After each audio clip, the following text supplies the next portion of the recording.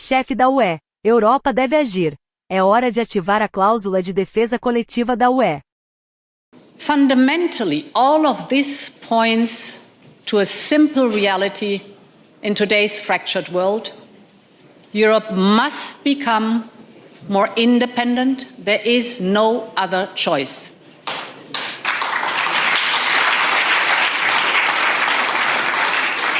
Independent in every dimension that affects our security and prosperity, defense and energy, economy and trade, raw materials and digital tech.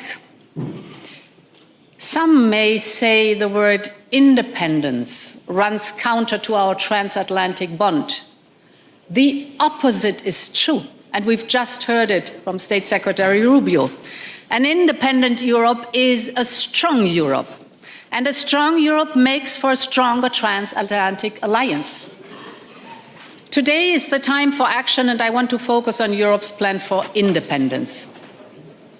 And to help frame this, I will borrow a line by Jerry Freightham, the US Assistant Secretary of Defense, spoken here in Munich in the 70s.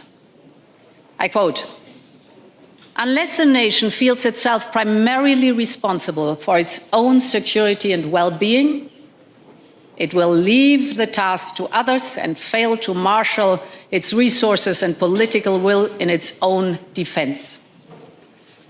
I chose this line from the 70s because it reflects some uncomfortable truth over many decades about how Europe's security was not always seen as our primary responsibility. But this has fundamentally changed. Also because the very same argument is true today. Europe needs to step up and has to take on its responsibility. Admittedly, it has taken some shock therapy, and some lines have been crossed that cannot be uncrossed anymore. But what is needed, at least, we all agree on, and we are delivering. The numbers tell their own story. Defense spending in 2025 in Europe was up close to 80% since before the war in Ukraine. The European Union is mobilizing up to 800 billion euros. With our SAFE program, we are investing in the capabilities we need, from air and missile defense to drones and military mobility, you just name it. We have remained relentless and creative in the way we maintain our support for Ukraine. And this includes, most recently, our 90 billion euro loan that Ukraine has only to pay back if Russia pays reparations. By 2028, defense investment in Europe is even projected to exceed the amount the US spent on such equipment last year. This is a true European awakening. And this is only the start of what we need to do. We must grow a European backbone of strategic enablers in space, intelligence, and deep strike capabilities. No taboo can go unchallenged. I believe the time has come to bring Europe's mutual defense clause to life.